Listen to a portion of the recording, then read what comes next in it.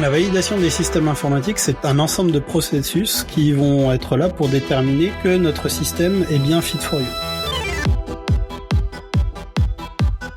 Théoriquement, des specs devraient être suffisamment précises et suffisamment techniques pour qu'elles ne soient pas sujettes à interprétation.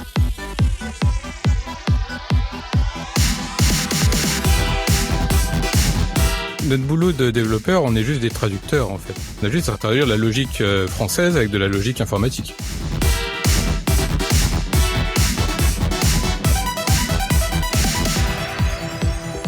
Bonjour à tous et bienvenue dans ce nouvel épisode de Good Manufacturing Podcast. Nous sommes le 27 février et en ce jour exceptionnel, je reçois deux invités pour parler de la validation des systèmes informatisés ou la CSV comme on dit en anglais, Computerized System Validation. Alors aujourd'hui avec moi Julien et Bastien, et Mélanie bien sûr qui travaille, que vous connaissez de toute façon.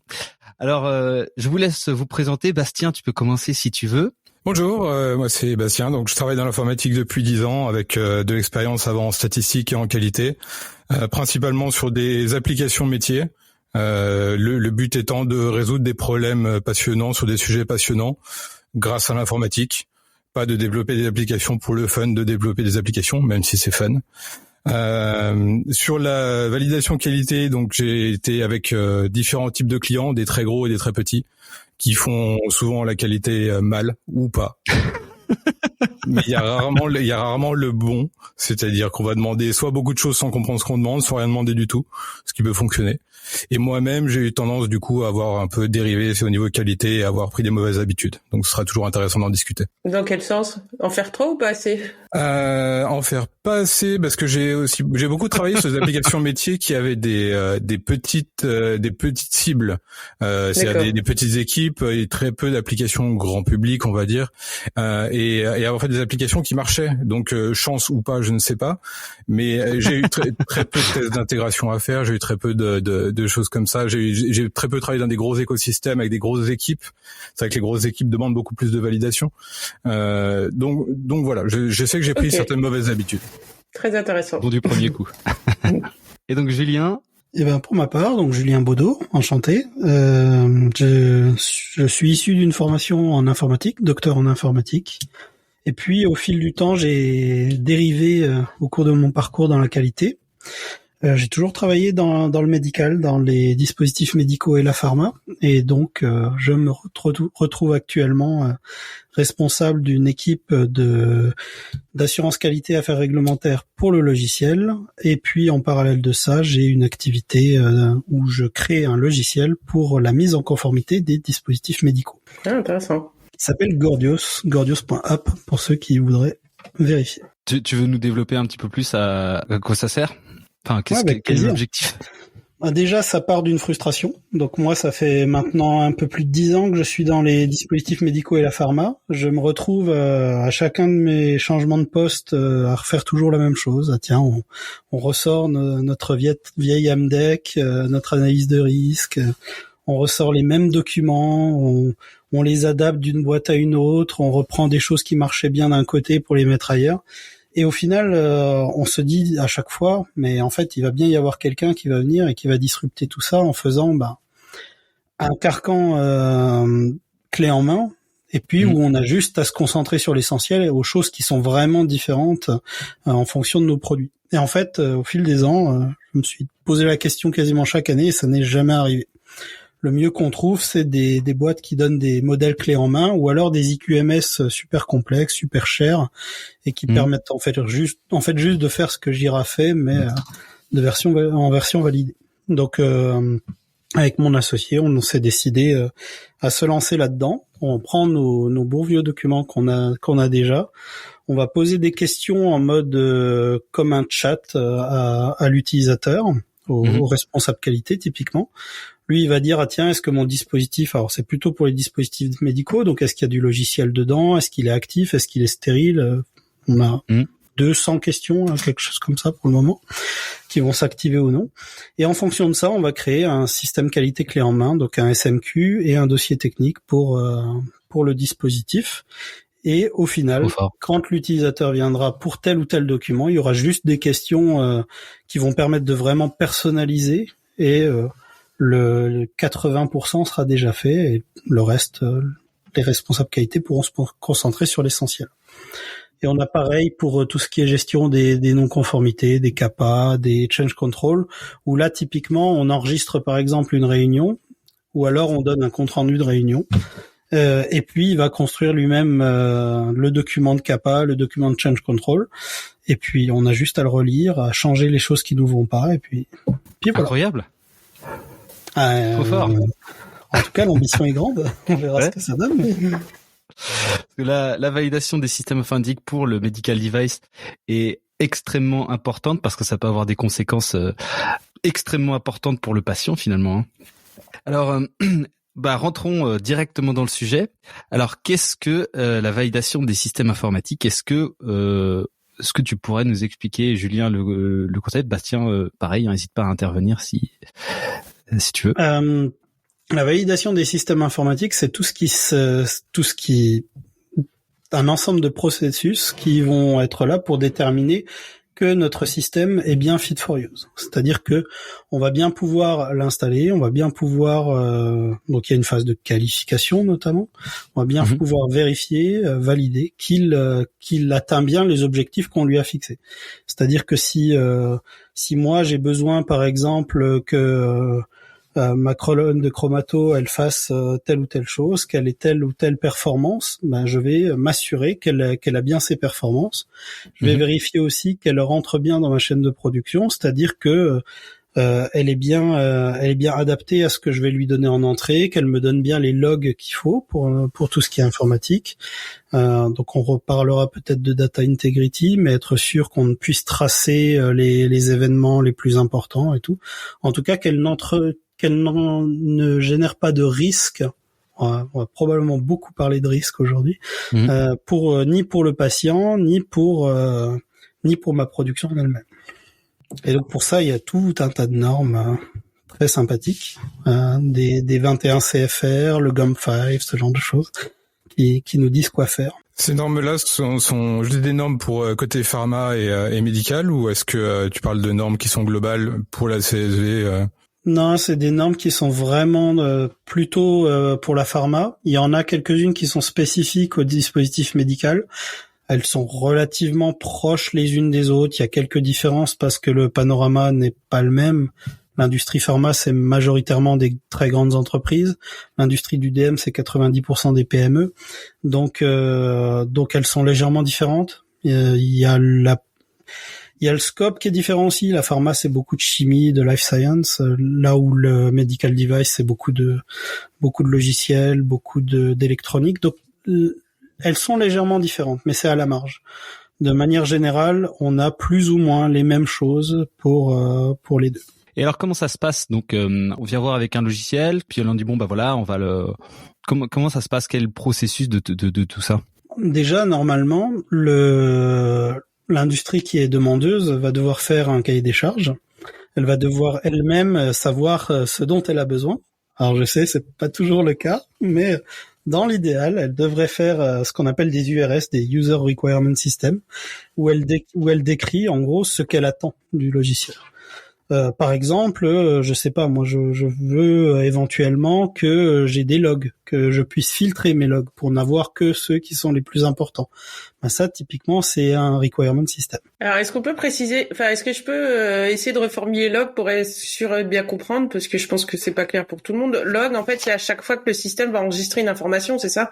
Ouais, un log c'est une donnée, qui est enregistrée, qui est mise dans un journal en français. Voilà, parce que c'est pas forcément le log, c'est quelqu'un qui va se connecter, parce que le log, on pourrait l'analyser comme ça, non, c'est à chaque fois que le système va enregistrer une donnée, quoi.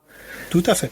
Et donc, il y a des données, il en enregistre, je sais pas combien à la minute, suivant le logiciel, voire à la seconde. Et quand tu dis filtrer, c'est retrouver aussi ce qui peut être important pour le suivi du produit, de l'utilisation, c'est ça? Ouais. Typiquement, je veux mettre une nouvelle machine, un nouveau système dans ma chaîne de production. Les logs vont être notamment importants parce que je vais, si c'est eux qui vont déterminer si j'ai des alertes. il y a des choses que je vais pouvoir voir, mais il y a des choses que je vais pas pouvoir voir. Par exemple, je sais pas moi, une opération qui a pas pu être réalisée, ça peut être plus ou moins critique. Il peut y avoir un défaut sur ce qui a été produit qui peut être indiqué dans ces logs. Et si on est notamment une des erreurs qu'on voit souvent, c'est qu'on a énormément de logs, ça va noyer cette information et donc on va avoir du mal à voir ce qui est vraiment important et pouvoir retracer la chaîne d'action. Et donc c'est un des aspects qui est important, mais ça fait partie de tout un ensemble, et tout cet ensemble, c'est les URS. C'est en gros, qu'est-ce que moi, en tant que fabricant, j'attends de mon nouveau système. Prenons par exemple quelque chose qu'on fait tous les trois, enfin tous les quatre. Donc on part du principe que un industriel veut faire quelque chose, veut en gros un logiciel. Ok, donc là, elle rédige son URS, elle veut, mon logiciel, il doit faire ci, il doit faire ça, il doit faire tout un tas de choses. Et là, du coup, elle va envoyer cette URS à des développeurs finalement, c'est ça? Elle va l'envoyer, elle va éventuellement faire un appel d'offres et ça remontera éventuellement à des développeurs. Soit ils ont déjà quelque chose qui est fit, soit ils vont devoir l'adapter aux besoins, ou alors si ça n'existe pas, c'est éventuellement un développement à façon. Mais dans tous les cas, on a ces URS et c'est à chaque fois qu'on va construire quelque chose, que ce soit donc ces URS, on parlera peut-être plus tard des spécifications, des risques, ce genre de choses. À chaque fois, ce qu'il faut comprendre, c'est qu'il va y avoir un test qui va y être associé. C'est-à-dire qu'en fin de chaîne, on va faire une validation pour s'assurer que ce qu'on a écrit est bien respecté. C'est-à-dire que si je dis que moi je veux uniquement que je veux quand il y a tel problème qu'il y a un log qui a été fait, pour reprendre le même exemple que tout à l'heure, je vais valider à la fin que c'est bien respecté. D'où l'importance des URS qui sont souvent, on a tous été dans des projets de validation informatique qui sont souvent négligés finalement, alors que c'est hyper important pour déjà définir qu'est-ce qu'on a besoin dans notre outil. Et finalement, derrière, savoir qu'est-ce qu'on va valider. Parce qu'en fait, la validation, c'est vérifier que le logiciel ou la machine, elle répond à notre besoin. Tout à fait. Et puis, s'assurer aussi que non seulement ça rentre dans ce dont on a besoin, mais aussi pouvoir éventuellement se retourner contre le fabricant s'il y a un vice. C'est-à-dire que si moi j'ai rien spécifié, j'ai pas fait d'URS particulière ou qu'elles ont des trous, je pourrais pas dire au fabricant oui mais nous on attendait telle chose et ça n'a pas été respecté. Tu seras obligé de prendre et puis d'adapter ton système pour faire ensemble de combler toi-même ce manque. Et c'est là où je vais pas être méchant avec le domaine de l'informatique, mais un petit peu des fois c'est là où certaines entreprises d'informatique en profitent, parce que la personne qui va demander un outil informatique n'est pas capable d'imaginer vraiment ce que va être cet outil informatique à la fin. Donc leur demander eux-mêmes les attentes, c'est parfois très très compliqué pour eux parce qu'ils n'ont pas l'aspect technique. Donc leur demander ensuite de valider cet outil qu'ils n'arrivent pas à concevoir eux-mêmes, ça laisse un flou suffisant pour une entreprise d'informatique se tromper ou en profiter si elle est si elle est mal intentionnée. En fait, là, on tombe sur le fait que l'URS, elle va être rédigée par quelqu'un qui va dire mon besoin c'est ça, et que il sait pas forcément le traduire je vais simplifier, mais en langage informatique. Et donc, d'après ce que tu dis, il y en a certains qui vont en profiter pour avoir un peu de champ libre pour pouvoir faire en disant tiens, ça, je me dis ils m'ont pas posé forcément cette question-là, je vais en profiter, je vais faire un peu ce que je veux. Au lieu de dire je vais vous accompagner pour justement construire l'URS à deux et fiabiliser le système, quoi. Ou s'assurer que ça réponde réellement à votre besoin, quoi. C'est quelque chose qui est parfois un peu difficile à mettre en place avec les clients, mais quand on veut faire les choses correctement, on va dire que on va faire ce qu'on appelle un sprint zéro ou une phase de co-conception où on va aller avec le client pour l'aider justement sur ces tâches-là. Et puis nous, ça nous aide parce qu'en tant que développeur, du coup, on a beaucoup moins de doutes sur ce qu'on doit faire. Comprendre le processus, etc. pour vraiment voir finalement. C'est vrai parce que c'est quand on fait comme ça, effectivement, le développeur derrière, il est un peu dans le noir, dans le sens, il sait pas du tout comment ça va être utilisé, il comprend pas du tout l'environnement dans lequel ça va être utilisé. Peut-être qu'il comprend un petit peu, mais du coup, de voir le contexte d'utilisation. C'est un peu le principe du TDD dont on parlera peut-être après. C'est si on sait la sortie, c'est beaucoup plus facile pour nous d'imaginer ce qui va se passer avant. Et ça aussi met en exergue l'importance d'avoir des experts de tous les domaines quand on fait ses URS. Si on a juste, par exemple, la prod qui met ses URS, sans avoir, par exemple, l'IT, on va avoir un trou dans la raquette, on va avoir des manques. Et c'est pareil, si on n'a pas cette vue à 360 degrés, les personnes qui vont faire le développement derrière n'auront pas toutes les informations et, comme le disait Bastien, n'auront pas d'informations suffisantes pour faire quelque chose qui répond vraiment aux attentes à la fin. Donc avec ces URS, finalement, quand on voit qu'ils sont qui est un document ultra stratégique et plus compliqué qu'il n'y paraît à rédiger, derrière donc avec Bastien, finalement, ce que tu disais, c'est que l'URS, elle est retravaillée, elle devrait en tout cas être retravaillée avec le client pour bien finaliser le document. Et ensuite, qu'est-ce qui se passe derrière c'est quoi l'étape d'après? Une fois qu'on a l'URS, normalement, on doit constituer des specs, faire le développement et puis passer en test. Ça, c'est le cycle en V que recommandent les normes. Alors, le cycle en V général, on peut faire en sorte de faire un peu d'agile dedans. Ça reste un carcan qui est imposé, mais on arrive toujours à trouver des manières de faire un peu plus smart, on va dire. Mais toujours est-il, en théorie, on doit avoir nos URS, on doit faire notre analyse de risque aussi en parallèle pour se dire, tiens, je vais avoir risque de fuite de données ou risque de manque de données ou risque de ci ou de ça. À partir de là, je dois retrouver d'autres URS. Par exemple, si j'ai un risque d'avoir une fuite de données, faut peut-être que je me fasse des choses en cybersécurité, en sauvegarde, en backup and restore, ce genre de choses. Et puis, on descend le cycle. On commence tout en haut à gauche du cycle en V avec les besoins utilisateurs. On descend par les specs, on fait le développement. Et puis on remonte. On va faire différentes phases de test qui vont dépendre de ce que l'on veut tester, de ce qu'on a de l'autre côté du cycle en V. Alors c'est là où c'est très intéressant parce que moi, en tant que qualiticien plutôt pur, du coup c'était ce cycle en V de qualification, de qualification. Moi, je l'ai bien en tête pour une machine. C'est-à-dire que pour une machine, effectivement, t'as ton besoin, ma machine, elle doit mélanger, elle doit faire ci, elle doit faire ça, etc. Le gars, il va faire, nous, on a des machines qui peuvent mélanger, qui peuvent faire tout ça. Ils envoient, nous, on choisit, ok, moi, je prends cette machine, c'est bon. On la reçoit, et puis on va tester individuellement, on va regarder si la machine, elle branche, elle fonctionne, etc. Puis après, on va tester chacune des fonctions de la machine qu'on a demandé par rapport aux URS, de plus en plus complètement. Donc, une à une sans produit, avec les produits, complètement avec le produit, et intégré avec les autres, avec toutes les autres machines finalement pour faire là ce qu'on appelle la validation de procédés. Et donc, ce qui est assez intéressant de ce que je vois, c'est que dans le logiciel, le développeur, lui, il va faire une partie de tous ces tests en interne chez lui et en fait c'est ça que j'aimerais comprendre, c'est où s'arrête et où commence la responsabilité de chacun, quoi. En fait, là, dans la partie développement, donc on est tout en bas du cycle. On a des premiers tests qui sont faits donc par les développeurs. Là, on a typiquement les tests unitaires. On peut avoir des tests de couverture de code. Enfin, on a beaucoup de choses qui sont possibles. Et plus on va remonter, plus on va se rapprocher de l'utilisateur final.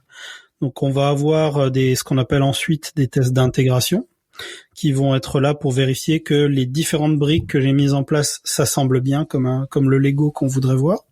On peut avoir des tests de pénétration pour la cybersécurité, on peut avoir des tests de charge pour être sûr que, par exemple, si j'ai 50 utilisateurs qui utilisent en même temps mon application, elle va pas être sur les rotules. On va avoir ces différentes choses. Et à la fin, on a tout en haut du cycle, donc le parallèle à nos URS, on va avoir la validation pour s'assurer que on a fait un produit qui est conforme à ses specs, qui prend bien en compte tout ça, qui s'intègre bien, qui fonctionne bien, il n'y a pas de bug majeur. Par contre, maintenant, on va vérifier, on va valider qu'on a un fit for use. Donc là, on va faire différentes étapes, notamment la qualification. On a différentes étapes de qualification pour s'assurer que, en fait, ma machine, quand je vais la mettre en place dans mon entreprise, elle va bien fonctionner et elle va pas perturber le reste du fonctionnement. Ce qui est pas bien différent d'une machine outil ou de n'importe quel autre équipement qu'on irait mettre dans une industrie. Au final, quand on va construire une machine, on va aussi tester, la personne qui va construire la machine va aussi tester chaque pièce en interne pendant l'assemblage pour vérifier que ça marche bien. Ensuite, on va brancher l'électricité, on va brancher le gaz, et ensuite on va le mettre dans le système. C'est pour moi, c'est exactement les mêmes, le même principe. Et donc, ce qui est intéressant, c'est que finalement, ce que vous êtes en train de me dire, c'est que le parallèle est très facile entre les deux, et donc tous ces tests qu'on fait sur les machines, ils sont toujours tous documentés. Et donc, par exemple, si tu m'as parlé de différents tests, donc je sais pas, le test, les tests unitaires, comme tu disais, finalement, en fait, un test unitaire, qu'est-ce que c'est et comment vous le documentez? Et après, donc là, le test unitaire, j'imagine, on est au tout début du développement quand on fait ça, c'est ça? Oui, oui, non. Un test unitaire va tester du coup une fonction de manière isolée. Pour moi, c'est plutôt au bon vouloir du développeur. C'est qu'il y a certaines fonctions applicatives ou fonctions simples qui n'ont pas besoin d'être couvertes par un test. Mais dans le cas de vérification de sécurisation du fonctionnement entre les applications, les fonctions métiers. Si l'expert fonctionnel me donne un algorithme pour calculer une donnée métier, je vais m'assurer que j'ai bien fait la fonction et qu'on va valider les résultats ensemble. Donc on est quand même déjà à une étape où on va communiquer avec l'expert fonctionnel ou le client. Mais oui, globalement, les tests unitaires sont pendant le développement. C'est vraiment des cas un peu isolés, oui. Et ça, ils sont documentés en termes de documentation. Alors c'est juste ça, c'est bon. Ouais, ok, c'est bon. Alors, j'avoue être un peu en retard sur les technologies, mais j'imagine que la couverture de test inclut les tests unitaires. Et c'est un peu un problème parce que certains clients vont vouloir une couverture de test gigantesque, alors que ça n'a pas forcément d'utilité, que ça va prendre un temps fou à faire. La couverture de test, faut qu'elle soit vraiment précisée sur ce qu'on appelle separation of concern, sur les fonctions qui concernent cette vérification qualité. Qu'est-ce que c'est la couverture de test? C'est un indicateur qui va expliquer, qui va dire à quel point mon code est couvert par des tests. Combien de fonctions? Parmi toutes mes fonctions, quel pourcentage a un test? A été testé, ouais. Et ça, du coup, c'est la couverture de test, c'est un document, c'est ça, qui est signé à un moment donné, qui dit la couverture du test est à, je sais pas moi, 50%, et c'est toutes ces fonctions-là qui ont été testées, c'est ça? Alors là, c'est pareil, on arrive à un travers un peu de l'industrie, c'est qu'on a tendance à vouloir faire de la surqualité, et donc beaucoup ont tendance à vouloir, par exemple, des tests unitaires partout, ou une couverture, comme le disait Bastien, très élevée, là où c'est pas forcément utile. En théorie, si on suit les recommandations, nos tests devraient être fonction de nos risques.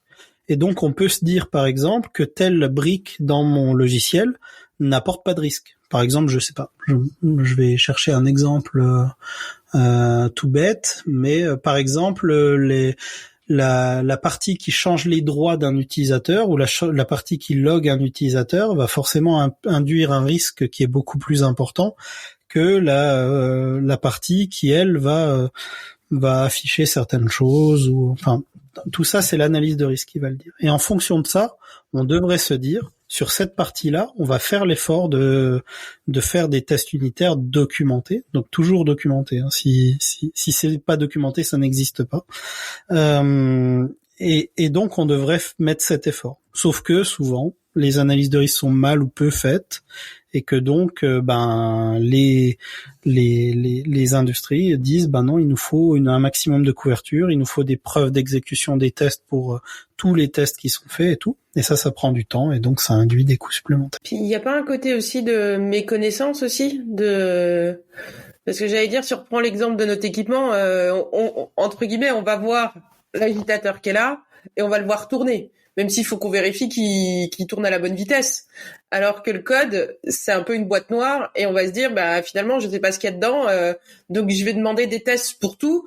Comme ça, c'est un côté rassurant, et que je suis sûr que mon logiciel, il va marcher comme il doit marcher, et qu'en fait, on oublie aussi que il y a plusieurs fonctionnalités. Et pareil, sur notre machine, on teste pas tout, quoi, finalement. On a aussi des analyses de risque. On va dire, oui, je vais tester la fonction agitation. ou pas forcément parce que finalement dans mon produit elle a peu d'importance parce que je fais une solution et pas une suspension ou voilà quoi. Le logiciel n'est pas quelque chose qui est très compris dans l'industrie pharma et dans l'EDM a fortiori, mais surtout dans l'industrie pharma.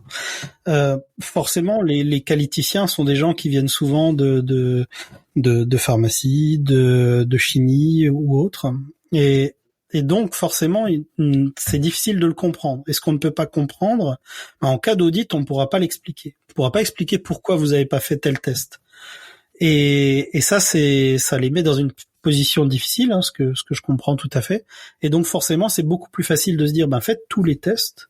Et comme ça, s'il y a le moindre problème, on peut dire, oui, mais on a fait notre maximum. Et surtout que j'allais dire, l'inspecteur, il va être encore moins connaisseur du système, donc peut-être avoir encore plus de questions. Ah, c'est un dialogue de sourds.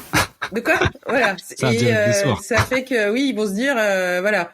Je comprends l'explication que tu donnes, que la personne elle sera pas capable de forcément pouvoir expliquer, et donc ça risque de faire des tensions dans une inspection. Ils vont se dire la prochaine fois on teste tout, comme ça si l'inspecteur il vient avec une question, on pourra pas lui dire que sa question n'est pas pertinente, mais on sera capable de lui répondre, parce que finalement c'est ça aussi, c'est que d'un moment on pourrait dire aussi à l'inspecteur, si on est capable de l'expliquer que sa demande n'est pas pertinente, il peut l'entendre aussi.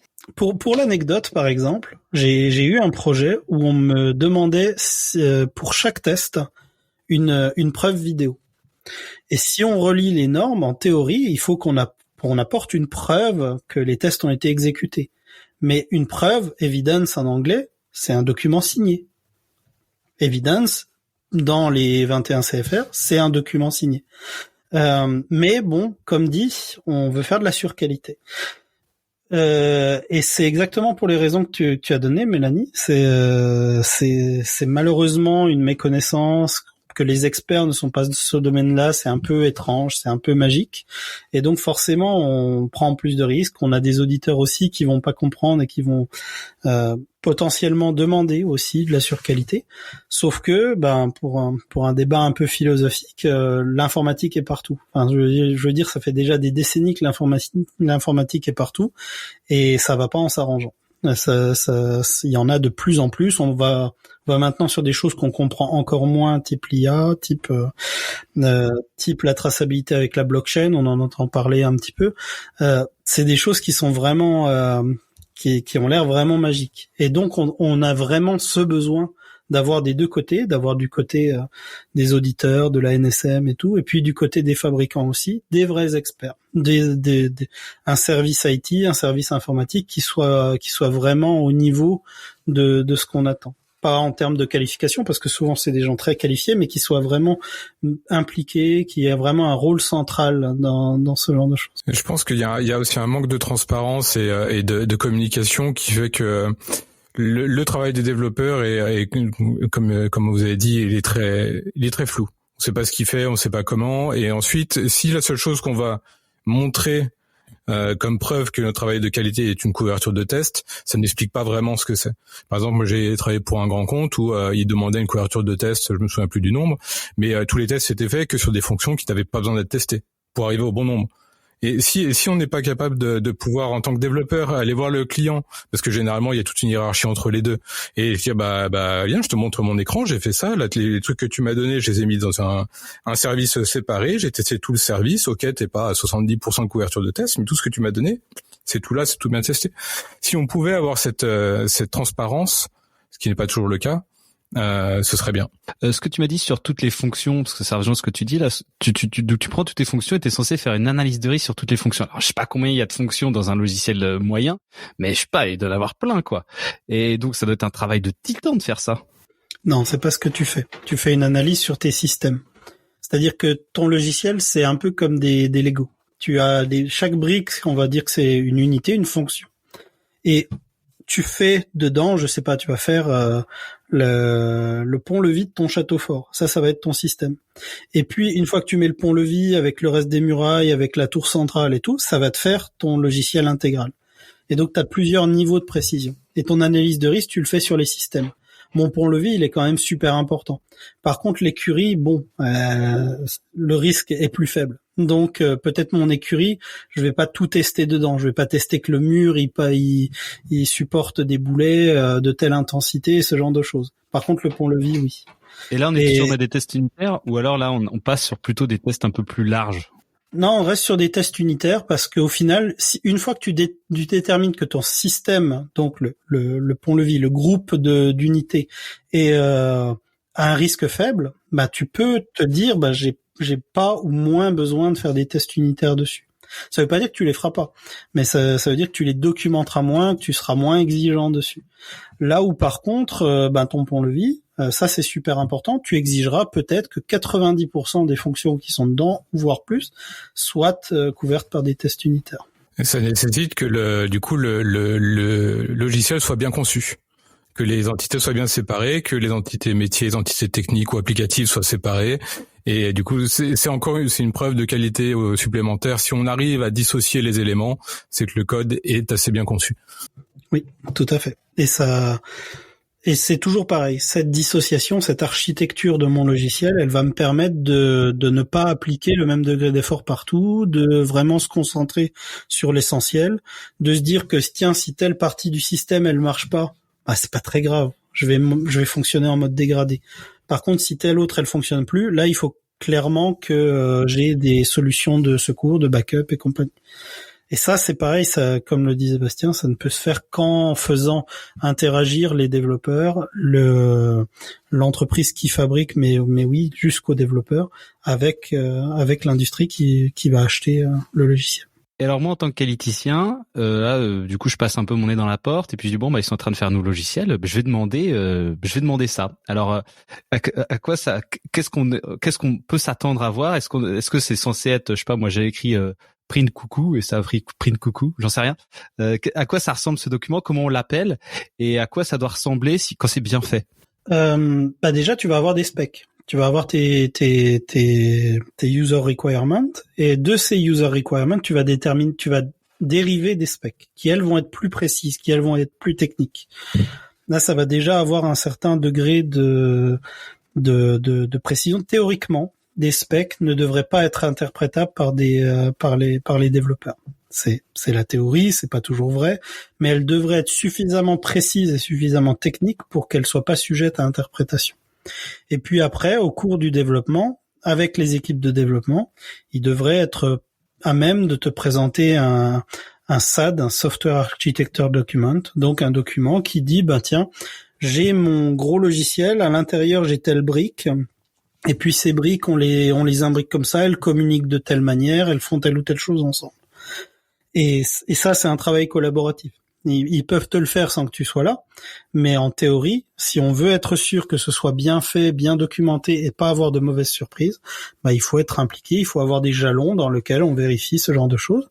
Et en tant que qualiticien, c'est aussi notre rôle de se dire, tiens, à tel jalon, je sais pas, on est 6 mois dans le développement, sur un développement d'1 an et demi, on devrait être là à dire, ok, je fais un jalon, je vérifie, mes documents ils sont là, ils sont bien faits, ok, et faire ce suivi.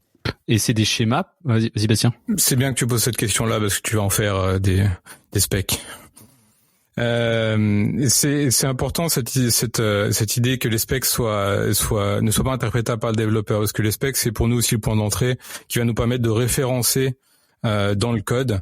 Un spec, on va lui donner une référence, un numéro, elle a référencé dans le code, du coup la référencer ses tests associés et pouvoir, en ressortant la documentation, dire ma spec qui s'appelle RF003B, hop, les tests ils sont là et le code il est là. C'est dingue et alors ouais, par exemple, est-ce que vous pouvez me donner un exemple d'une spec par exemple pour que je puisse peut voir je dirais pour simplifier, c'est ni plus ni moins qu'une formule avec des variables et un résultat, mais qui peut être dit en français. Par exemple, je veux pouvoir changer les droits de mes utilisateurs et veux pouvoir avoir plusieurs droits d'accès sur un projet, par exemple, donné. Je veux donc avoir un admin, un lecteur et puis un lecture-écriture. Typiquement, une spec, ça va pouvoir être lorsque je clique sur le bouton X pour tel utilisateur, ça va changer ses droits. Ça ne va le faire que si je suis admin, sinon le bouton ne va pas être affiché, par exemple. Lorsque l'admin clique sur ce bouton, il va avoir le choix des rôles. Si il met en mode écriture, alors l'utilisateur en base de données devra avoir le mode écriture pour ce projet-là. Et on va avoir, si je vais sur tel projet, je vais pouvoir écrire dessus. Si je vais pouvoir aller sur un autre, je vais pas pouvoir. C'est typiquement ce genre de choses. Donc, c'est presque du code parlé là que t'es en train de donner. Pardon ? Parce que c'est presque du code parlé quoi, avec j'entends les for, les if, les. Ah, exactement. Ça doit sonner, ça doit rimer en code, en théorie. Mais notre boulot de développeur, on est juste des traducteurs en fait. Si la logique est claire et logique dans les documents écrits en français, nous on a très peu de travail à faire. On a juste à traduire la logique française avec de la logique informatique. C'est pour ça qu'on se fera probablement pas remplacer si facilement qu'on le dit par des IA. C'est parce que le gros point de friction entre le développement et puis le besoin même, c'est justement cette spécification. Être capable de retranscrire ce que j'ai dans ma tête en quelque chose qui soit codable. Et ça, c'est pas évident. On a une blague en informatique où on dit que c'est quoi une spécification qui est suffisamment précise et interprétable pour pouvoir développer le résultat dont j'ai envie. C'est du code. Ah. Ouais, c'est vachement intéressant. Et en fait, finalement, votre meilleur interlocuteur, ça serait un développeur qui a pas le temps, quoi. Ça rejoint ce que je disais. On devrait avoir dans les équipes des deux côtés des gens qui comprennent le domaine. C'est pas forcément des développeurs parce que j'imagine que toi aussi t'arrives à justement, tu parlais de if, de for, t'arrives à faire quelque chose qui soit parlant pour tout le monde.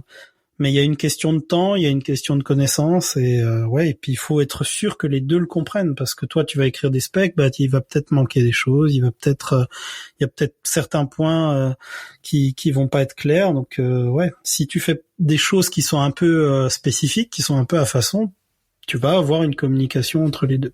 Le côté positif de l'histoire, c'est que quand on va développer, on travaille avec un client, on est juste deux. Il y a le client et moi depuis 4 ans, on travaille ensemble.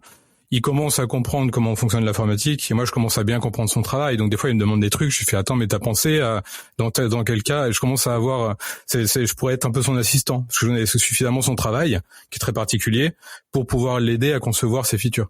Et pour en arriver là, il a dû casquer quand même du coup. Mais c'était les deux premières années étaient très compliquées. Quand on a un client qui fait quelque chose, il est à peu près le seul à faire en France, qui le fait depuis 40 ans, qui a jamais réfléchi comment il le faisait. Moi, je prends toujours l'exemple de si vous apprenez à quelqu'un à conduire, vous réfléchissez à comment vous conduisez, vous savez pas. Parce que c'est tellement mécanique, on a tellement l'habitude de le faire qu'on l'a jamais expliqué. Donc lui, les 2 premières années, il a fallu qu'il explique son travail et ça a été extrêmement compliqué. Mais après, du coup, avec le temps, lui, il comprend comment ça marche, je comprends comment ça marche et ça avance beaucoup mieux, quoi. Et ça marche dans les deux sens. Et c'était vraiment dès le départ un projet, vous avez dit là, avec tout ce qu'il y a à faire, et conceptualiser, définir le besoin et tout ça. C'était déjà initialement prévu. Enfin, vous partiez en disant ce projet il va durer plusieurs années. Ou parce que j'étais dans une start-up qui a mal géré le projet, qui a mis un freelance dessus, qui a dit oui je le saurais faire et qui n'arrivait pas à comprendre le métier. Parce qu'il était mal expliqué. Moi qui avais plus d'expérience dans des sujets comme ça, parce que c'est de la qualité dans le domaine des infrastructures et des routes. J'ai été pris sur le sujet, on a tout refait, on a tout repris de zéro. Et le devis était tellement flou parce que la startup n'était pas pas capable de gérer le client, de cadrer le projet, de faire le sprint zéro correctement et tout ça. C'était catastrophique.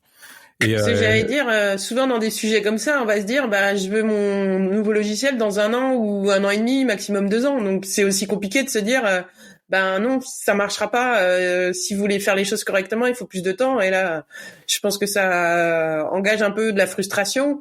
Parce que les gens ils disent non, moi je vais te dire ce que j'ai besoin, tu le fais et ça doit pas prendre si longtemps quoi. Des deux côtés, il y a perdu du temps parce qu'on était en plus la deuxième start-up qui s'attaquait à son projet, la première s'était plantée et il y a perdu du temps et de l'argent et la start-up y a parti du temps et de l'argent et de l'énergie.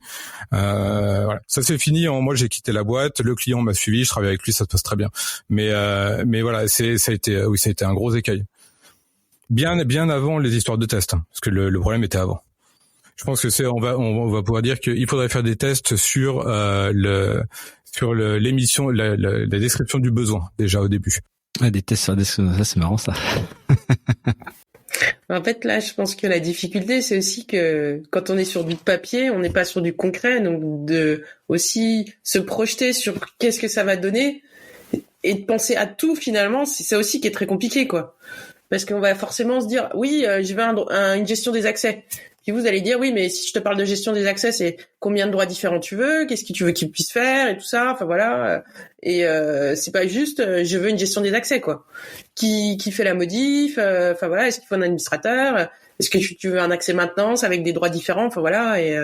Et justement, c'est ça aussi la complexité du travail.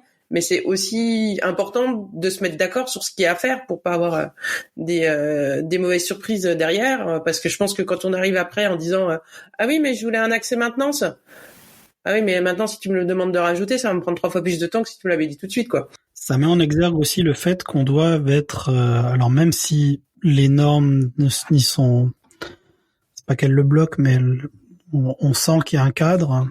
Ça montre aussi qu'il faut savoir être agile. C'est-à-dire qu'il y a des choses qu'on n'aura pas prévues, qui va devoir être modifiées pendant le développement. Mon cahier de spec, mes URS, ça doit être un document vivant. Alors les URS ne devraient pas changer. Par contre, les specs, elles le peuvent. Et ça, c'est pour ça qu'il faut arriver à mêler oui, on doit faire un cycle en V parce que on doit prouver qu'on a d'abord spécifié, ensuite développé, ensuite testé, que tout est bien dans le cadre, mais il faut trouver aussi un moyen pour faire une forme d'agilité, pour se dire bah ok, là j'ai fait un jalon, mais le résultat que j'aimerais bien certaines modifications, il y a certaines choses qui manquent, il y a certaines choses auxquelles on n'avait pas pensé, certaines choses en voyant faire, on se rend compte que finalement ce serait mieux fait d'une manière différente. Et tout ça va avec l'agilité, ça va avec cette discussion. Et on doit être capable de changer sur le fil, en fait, notre applicatif. Et c'est là que la proposition d'architecture dont tu parlais tout à l'heure, qu'on propose au début, est importante, parce qu'on va découper l'application en blocs qui sont pas forcément, ils sont pas indépendants, mais on va se dire, imaginons, on va commencer l'application, on va dire, on va commencer par quelque chose de simple et pas trop métier, on va faire la gestion des utilisateurs. On va avoir à peu près une vision de ce que c'est. On va le faire à peu près en entier. Faut rester flexible parce qu'on va peut-être revenir dessus après. Mais on va dire, ok, ça on l'a fait, on l'a compris, on reviendra peut-être un peu dessus après. Si on attaque tout d'un coup, il faut revenir et rajouter des choses à chaque endroit, ça va devenir ingérable. Donc c'est là où les différents systèmes sont un peu importants à gérer. Ça c'est vachement plus intégré que ce que je pensais au départ. C'est vachement intéressant. Ça me fait un peu penser à ce que vous avez dit. Je sais pas si vous avez vu cette vidéo du père qui demande à ses enfants de leur expliquer de faire un toast, une tartine de Nutella. Et au départ, le gamin il fait mets le Nutella sur la tranche, et puis il prend le pot de Nutella, il le met sur la tranche et lui donne non, du coup il faut que tu prennes un couteau aussi. Et du coup il prend un couteau, il le met avec dessus. Et comme ça il y a je sais pas combien de d'essais juste pour faire c'est un peanut butter and jam toast. Et du coup il y a je sais pas combien d'essais avant d'y arriver. Ça me fait un peu penser à ça. Sur un client qui sait pas vous expliquer ce qu'il fait, effectivement ça doit être assez frustrant, quoi. C'est exactement ça. Et autant une chaîne de prod, par exemple, tu peux un peu la planifier à l'avance, te dire ça va marcher comme ça, je sais que si je prends ça en entrée, j'ai ça en sortie, et ainsi de suite, tu peux la planifier et la mettre en place. C'est physique, un logiciel, quoi. Ça marche pas comme ça. Ouais, c'est ça. Ouais. On a une bonne idée de la vraie vie, quoi, alors que finalement le logiciel c'est un petit monde que peu de gens connaissent, et pour l'expliquer, pour faire rejoindre les deux mondes physiques et logiciels, c'est beaucoup plus compliqué qu'on ne le pense, quoi. C'est pour ça qu'il y a des sujets qui arrivent maintenant depuis quelques années d'urbanisation informatique, où on va essayer de déconceptualiser, et dans des systèmes très très compliqués pour les très très grosses entreprises où il va y avoir beaucoup de flux de données, beaucoup d'éléments, de réfléchir au système informatique comme une ville. Du coup, on sait qu'il va y avoir le système d'éducation avec la librairie, la bibliothèque, et c'est là où on va garder les documents. On sait que là, il va y avoir ci, il va y avoir ça, et de voir le système un petit peu de manière plus imagée, ça permet des fois de le concevoir un peu mieux. C'est ce que t'as fait, Julien, avec le château fort, hein. Voilà, c'est exactement ça. Donc pour aller plus loin, j'aimerais qu'on se penche un peu sur on essaye, je sais pas ce que ça va donner, sur un cas concret par exemple. Si jamais on voulait, on a donc le laboratoire, il aurait un LIMS, donc c'est un logiciel de gestion du sécu qui gère les résultats d'analyse, etc. Et si on voulait lui rajouter une fonction dedans, comment on s'y prendrait finalement? Si on était le propriétaire, l'entreprise qui possède le logiciel, elle décide de dire ok, on va vous rajouter cette fonction. Et donc comment ça se passe exactement, et derrière quel test on fait, comment on l'intègre, comment on gère le risque, etc. C'est une grosse question. Déjà de base, toujours la même réponse, le Joker, analyse de risque, analyse d'impact. T'as déjà quelque chose qui est existant, qui fonctionne, tu vas rajouter une nouvelle brique à ton petit château, tu vas vouloir être sûr que ça va pas démolir quelque chose d'existant, que ça va pas avoir d'impact sur tes données ou quoi que ce soit. Donc tu fais une analyse de risque, une analyse d'impact. Pareil, conjointement avec l'éditeur, tu vas vérifier, ok, t'as structuré tes données comme ça. Si je rajoute telle brique, est-ce que ça peut-être détruire certaines de mes tables, rajouter des dépendances, ce genre de choses. Et à partir de là, tu refais ton déroulement. Tu fais tes URS. Et puis on va greffer tout ça au fur et à mesure. Au final, un logiciel, c'est jamais un truc que tu crées d'un bloc. C'est toujours des Lego que tu assembles au fur et à mesure. Et donc, rajouter quelque chose comme ça, c'est pas tellement différent de le faire from scratch. Et donc, tu vas avoir le même cycle, les mêmes développements. Tu vas avoir grosso modo, les tests qui vont aussi dépendre de tes risques. Et puis, tu vas continuer, puis jusqu'à arriver à la mise en situation où tu vas d'abord tester, tu vas faire ce qu'on appelle la QI occupée. Donc, tu vas qualifier son installation, tu vas qualifier le fait qu'elle fonctionne bien dans des conditions contrôlées. Et puis après, tu vas tester en mode réel dans la vraie vie pour sa performance avec la qualification de performance. Alors je suis confus, parce que j'en ai vécu plusieurs des ajouts de fonctions dans des logiciels qui existaient. Putain, mais j'ai jamais vu de couverture de logiciel, de couverture de test et de trucs comme ça, quoi. On m'a jamais demandé. On veut ça. Ok, le voilà. Allez, salut. 10 mois après, quoi. Mais putain, ça a l'air d'être un travail important avec une documentation importante et des trucs qui doivent être signés régulièrement, des analyses des machins. Oui et non. Au final, si l'impact est faible, tu auras très peu de documentation à faire. Déjà, tu vas forcément devoir dire ce dont tu as besoin. Tu vas forcément devoir aller le voir et donc tu vas forcément avoir des URS.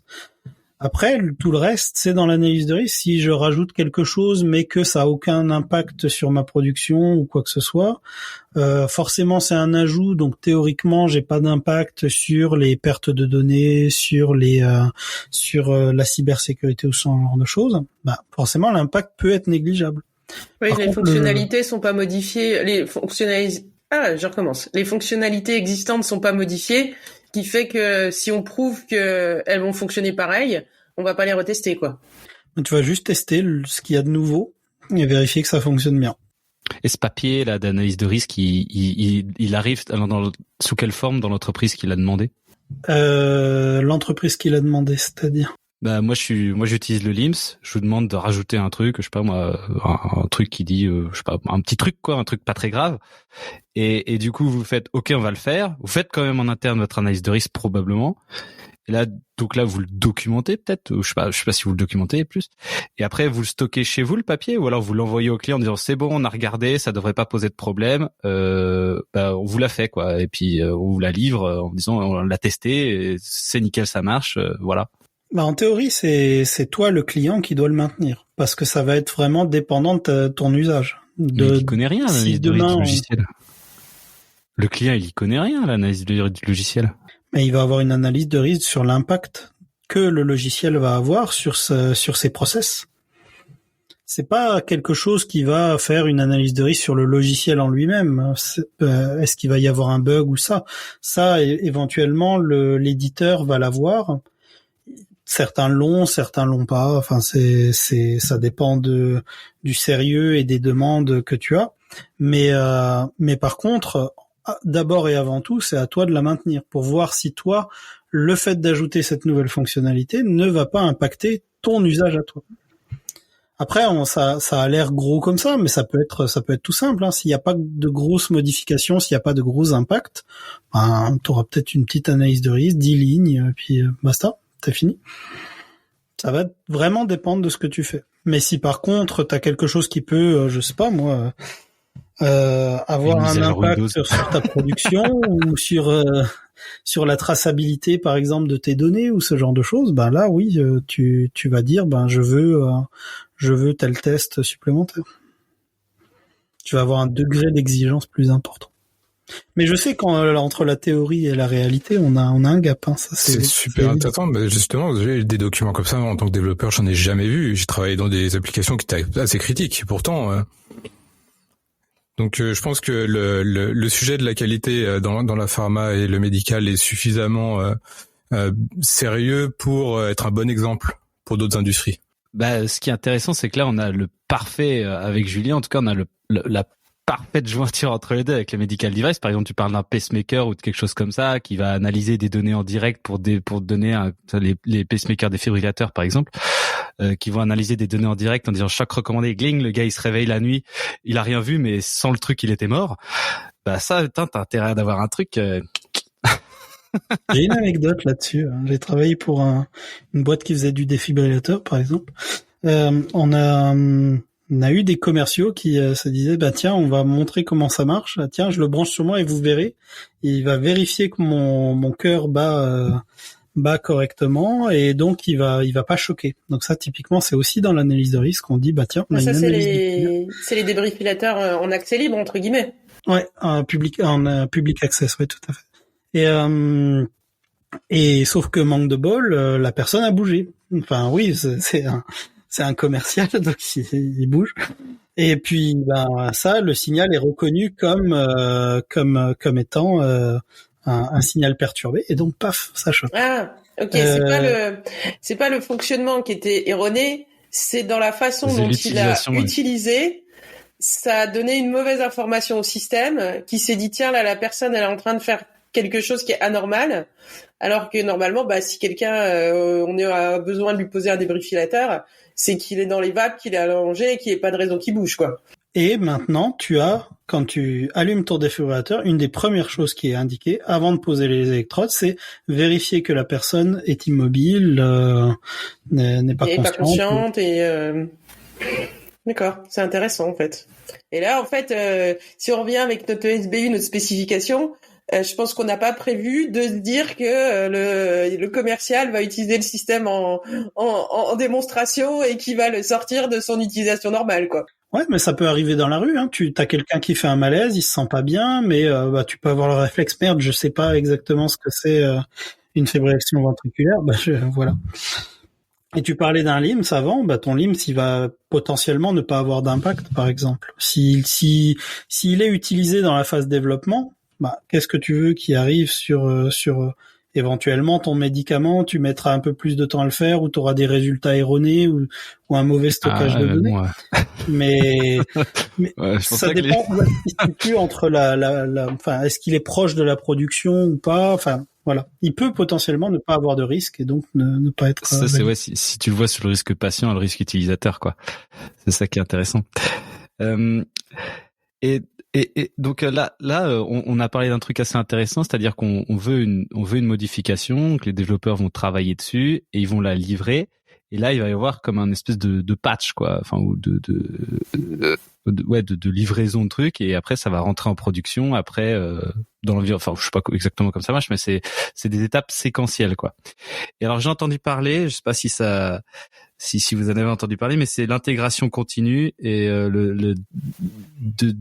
des modifications, quoi. C'est-à-dire que on fonctionne plus en séquentiel, mais du coup on fait les modifications au fur et à mesure avec une espèce d'analyse de risque continue et une livraison continue des modifications, quoi. Ça reste difficile dans nos domaines parce qu'il y a beaucoup de documents.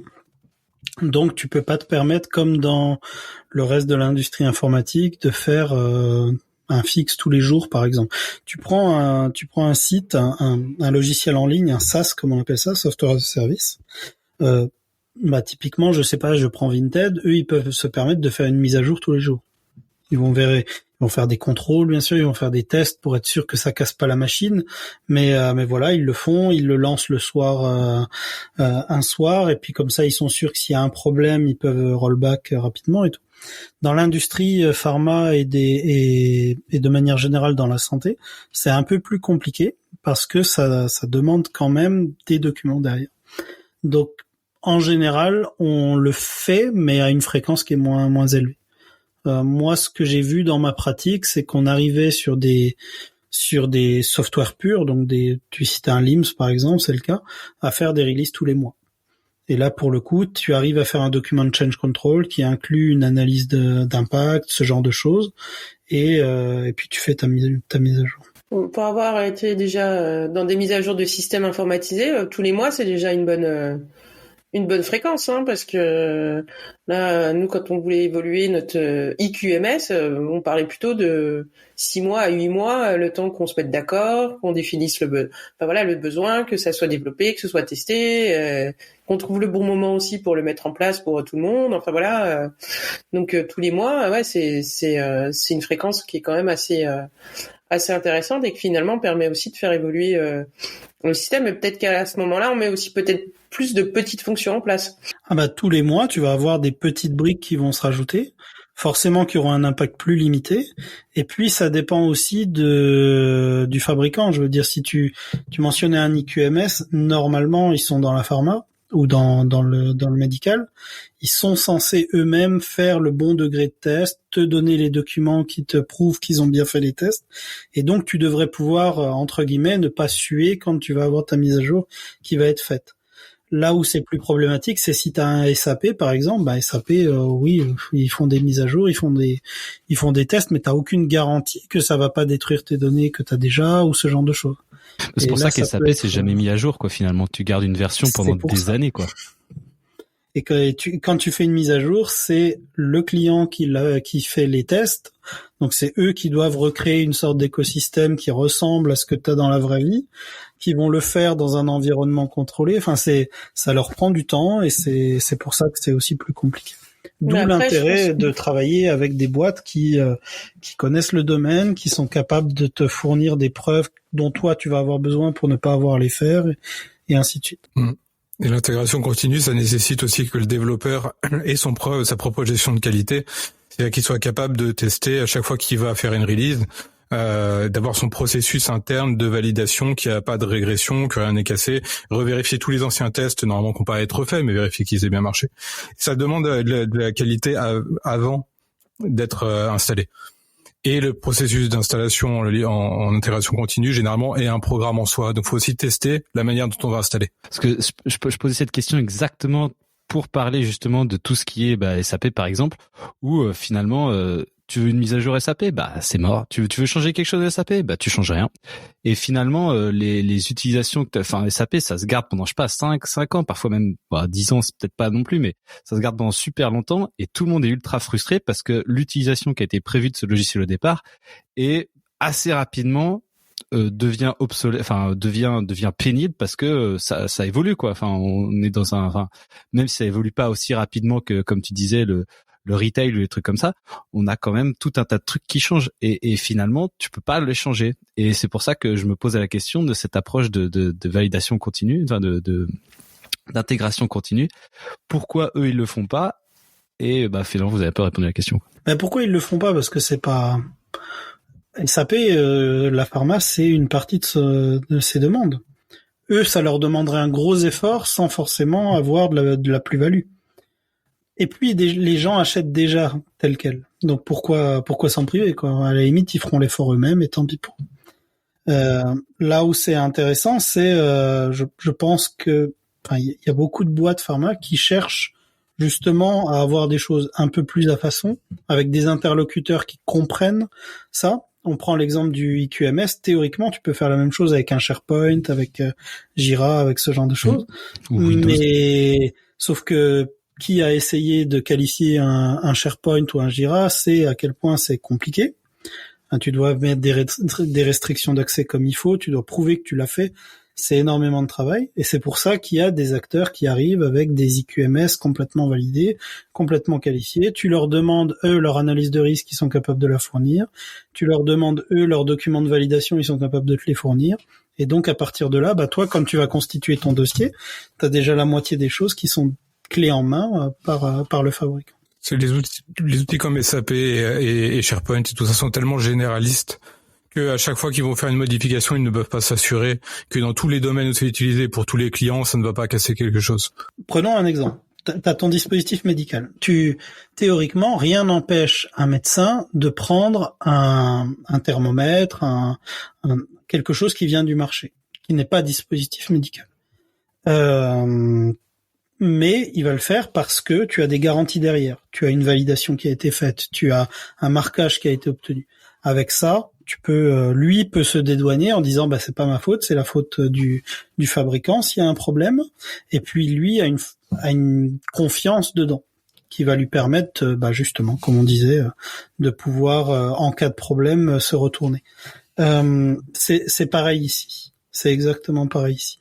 On utilise encore des SAP, des trucs comme ça, mais s'il y a un problème, c'est chez toi. Et vu que c'est chez toi, c'est toi qui dois t'assurer que tu as bien pris les mesures qu'il fallait. Et c'est pour ça qu'il y en a beaucoup qui se tournent vers des acteurs quand c'est possible.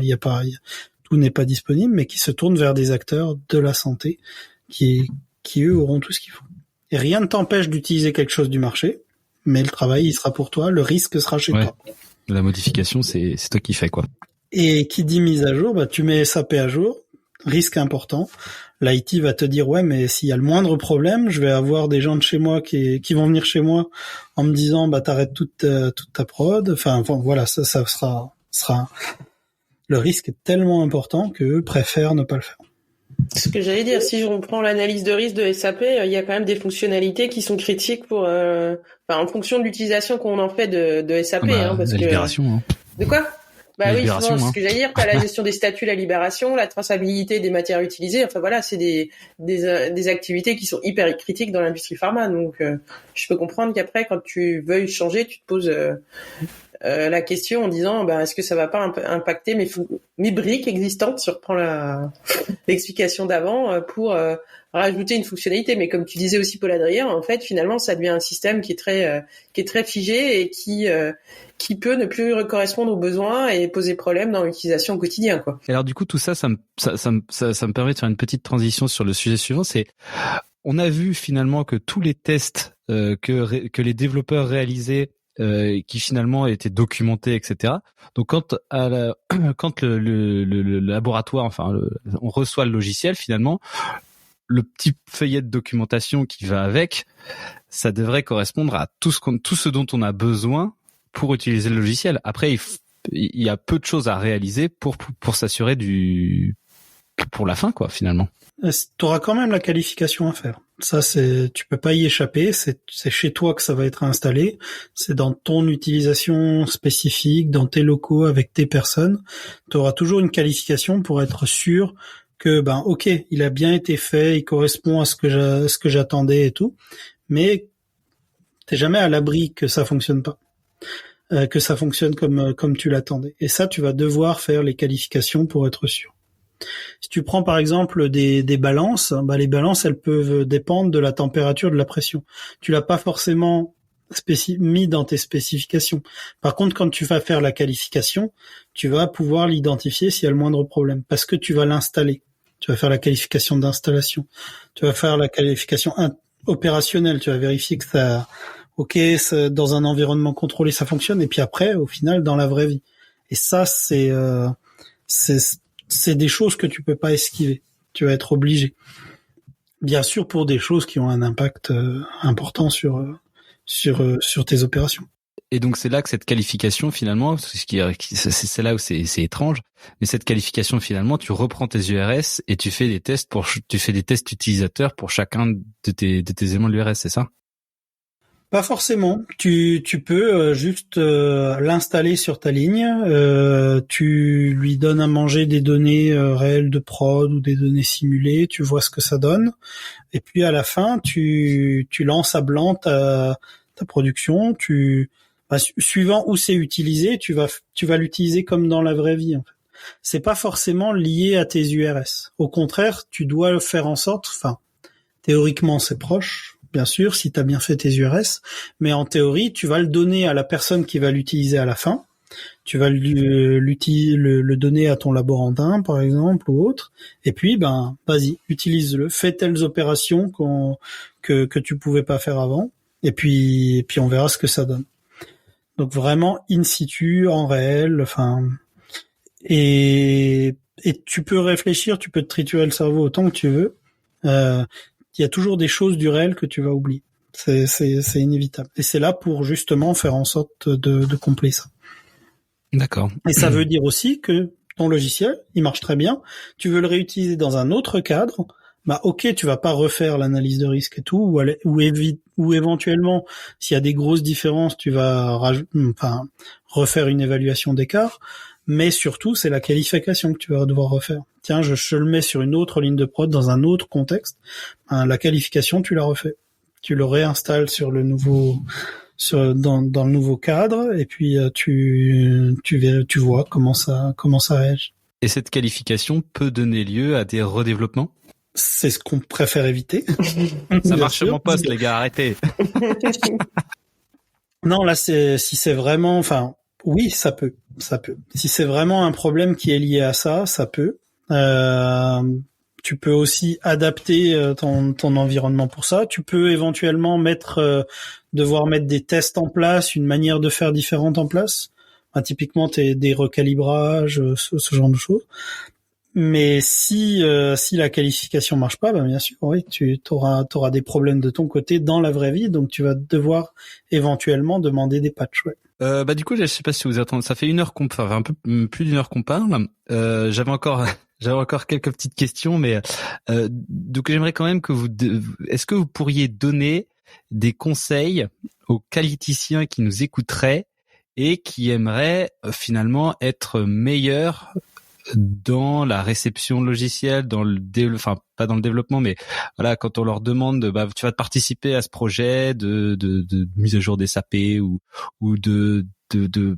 d'aider pour le développement d'un truc spécifique qu'on a demandé à des gens, quel conseil vous pourriez leur donner? Moi, le premier conseil que je leur donnerais, c'est d'essayer d'avoir une vision à 360 degrés. Pas eux, mais le grand rôle d'un qualiticien, c'est quand même d'aller voir toutes les parties prenantes et vraiment comprendre le besoin, pas juste la surface.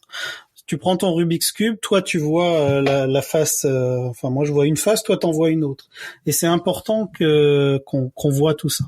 Donc allez voir les gens de l'IT, allez voir les utilisateurs finaux, faites un Gemba s'il faut, comprenez la chose. Ça semble basique, mais c'est vraiment ça, parce que une fois que tu auras bien compris le besoin initial et les implications que ça aura à droite à gauche, de tes données, quelles données tu dois avoir, comment elles seront traitées, est-ce qu'elles sont sécures, est-ce qu'elles sont tout ça. Et une fois que t'as toutes ces informations là, tes fondations elles sont bonnes et donc tu peux partir sereinement. Moi, je dirais que il faut oublier que c'est un outil informatique. Il faut garder à l'esprit que c'est un outil. C'est-à-dire que le qualiticien va développer, c'est lui qui va développer un outil pour résoudre son problème, que quelqu'un va retraduire. Mais du coup, pendant la conception, il faut garder en tête que c'est un produit de mon métier à moi, et pas du métier du développeur.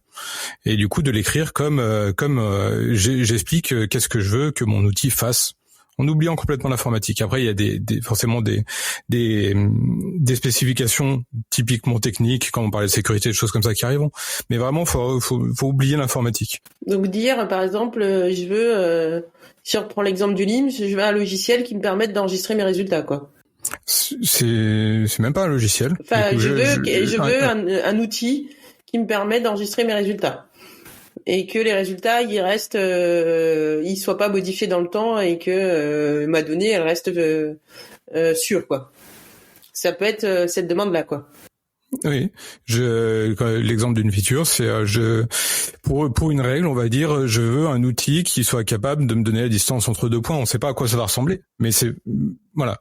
Ça peut être en plastique, ça peut être en bois, ça peut être arrondi, ça peut être Et alors par contre, vous parlez du service IT, d'aller le voir et tout. Moi, j'ai été voir le service IT plusieurs fois. Alors, ça ressemble pas du tout à ce que vous allez être en train de décrire.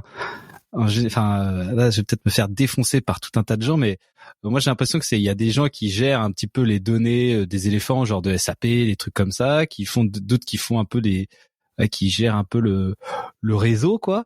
D'autres qui gèrent le matériel informatique.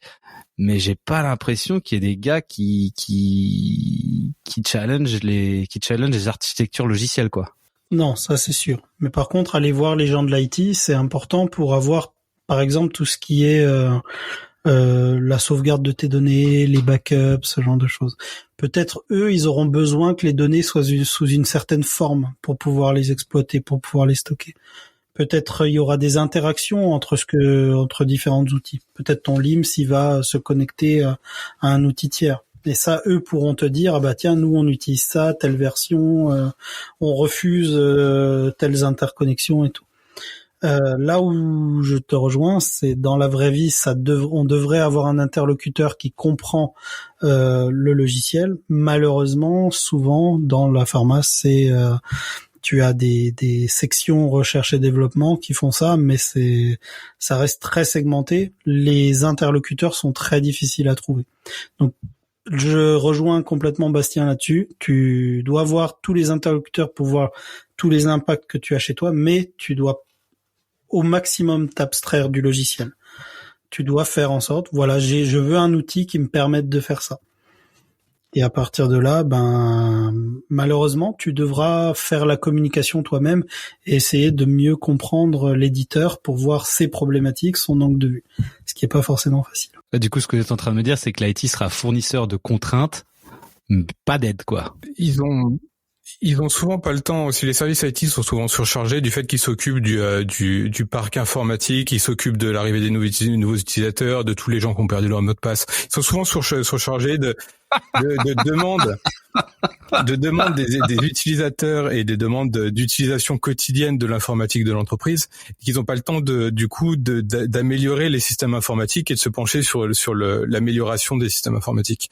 C'est pour ça qu'ils paraissent souvent très frileux, parce qu'on arrive avec un nouveau truc, ils disent, oh là, mais nous, ça va nous demander beaucoup de choses et on n'a pas le temps, quoi. Mais j'ai envie de dire, c'est un peu tous les services qui vont être dans ce cas-là, hein. La qualité, elle doit gérer toutes les choses du quotidien, et quand tu leur dis, on vient de voir pour un nouveau logiciel, faut écrire l'URS et des spécifications, ou même quelqu'un du métier, hein. Putain, faut que pour un truc qui est dans 6 mois ou 1 an, ils vont te dire, mais j'ai pas le temps. Là, j'ai mon lot à libérer, j'ai ma prod à faire tourner, ça va être pareil, hein. C'est pour ça que souvent dans des logiciels, on va prendre des équipes de 20 personnes, et dans les 20 personnes, il y aura 2 développeurs, parce qu'il va falloir un fonctionnel, il va falloir un pilote, il va falloir un mec qui fait l'infra, il va falloir un mec qui machin. Et du côté de l'entreprise, du client, c'est la même chose. Il va falloir débloquer du temps partout.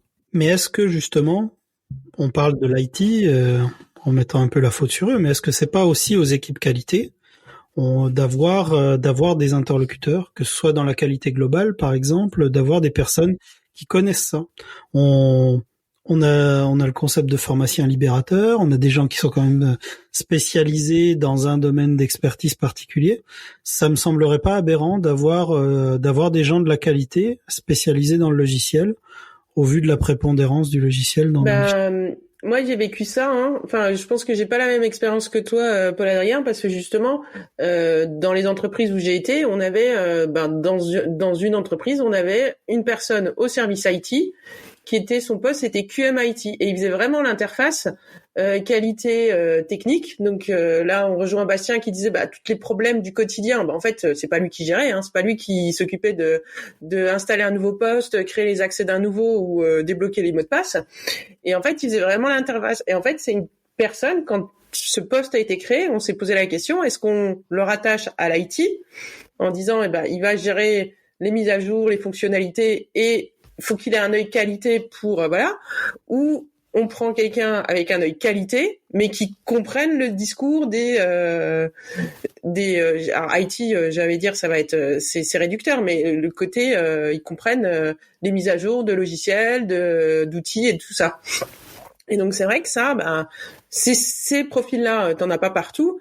Et c'est vrai que moi, pour avoir travaillé avec lui, en fait, il vulgarisait aussi pas mal de choses à moi, la personne de la qualité. Et justement, il faisait ce travail d'analyse de risque, de préparation des documents, de traduction des URS en spécification.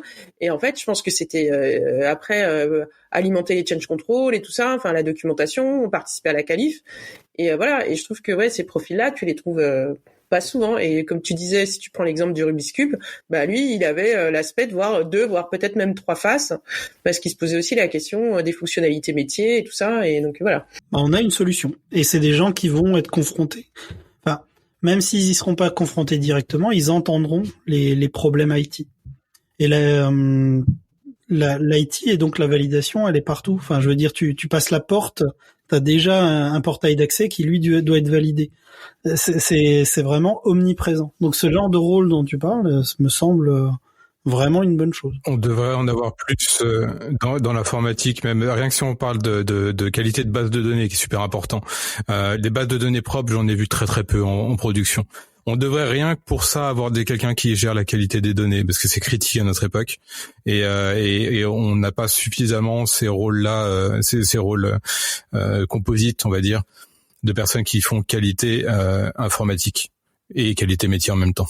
Donc ce qu'on est en train de dire, c'est que notre conception à nous tous qui travaillons, enfin le commun des mortels qui travaillons dans l'industrie, de conception de l'IT, c'est pas du tout ça, quoi. En fait, c'est à côté. Enfin c'est des fonctions qui existent qui existent plus ou moins, mais qui sont pas là avec la compétence terrain métier et logiciel qui permettent de faire cette liaison efficace entre les deux. Et ça, c'est leur travail qui doit être dédié. C'est ces gens-là qui doivent faire tout ce dont on a parlé aujourd'hui, quoi. La qualité, c'est un métier. L'informatique, c'est un métier aussi. C'est avoir les deux, c'est des compétences qu'il faut avoir. Je comprends aussi que les gens de l'IT, non seulement n'aient pas le temps, mais n'aient pas forcément les compétences là-dedans. Et eux, c'est pas eux qui subissent souvent les audits. Donc, c'est difficile de comprendre ça. Et je te rejoins, Mélanie. Je trouve que c'est un super moyen de le faire. Avoir un interlocuteur soit dédié pour ça. Et avec ça, tu fluidifies toute la chaîne. Donc tout ça, c'est super intéressant et malheureusement, faut qu'on reste plus ou moins dans le format. Je pense qu'on pourra encore parler de tout ça pendant très longtemps. Ouais, c'est ce que j'allais dire. On va faire un nouvel épisode avec tout ce qu'il y a à dire. En tout cas, merci beaucoup. Je pense on va conclure là-dessus. En tout cas, je pense qu'on a fait quand même pas mal un tour d'horizon de l'ensemble du sujet que je voulais traiter. Je verrai on verra si on doit faire des compléments plus tard et avec les questions qu'on recevra, etc. En tout cas, merci à vous deux d'avoir participé à ce podcast. Est-ce que les gens qui nous écoutent et qui aimeraient vous contacter par rapport à vos entreprises ou par rapport à des questions spécifiques, comment ils pourraient vous trouver? Est-ce qu'ils pourraient vous contacter et comment ils pourraient vous trouver?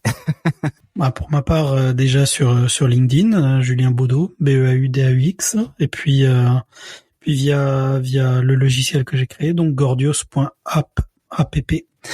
Et puis, à partir de là, vous pouvez me contacter, pas de souci. Alors moi, je vis un peu dans une cave, je suis très peu contactable, mais l'entreprise SupplyGraph dont j'ai parlé dans l'industrie est trouvable sur LinkedIn. On est toujours partant pour discuter des sujets industrie et qualité, donc n'hésitez pas. Très bien. Toi, Bastien, c'est si vous avez un problème plutôt métier et que vous voulez transformer des choses qui existent déjà en physique, dématérialiser, trouver des solutions pour gérer plus facilement, pour manager différemment via des outils informatiques, c'est toi qu'il faut contacter, quoi. Voilà, c'est la résolution de problèmes, le problem solving, c'est ma passion. Bon, en tout cas, merci à tous. J'espère que vous avez appris des choses. Je n'ai aucun doute que vous aurez appris des choses pendant cet épisode. Et à bientôt pour un prochain épisode. Merci à tous de nous écouter. Merci. À bientôt. Merci à vous, à bientôt. Au revoir.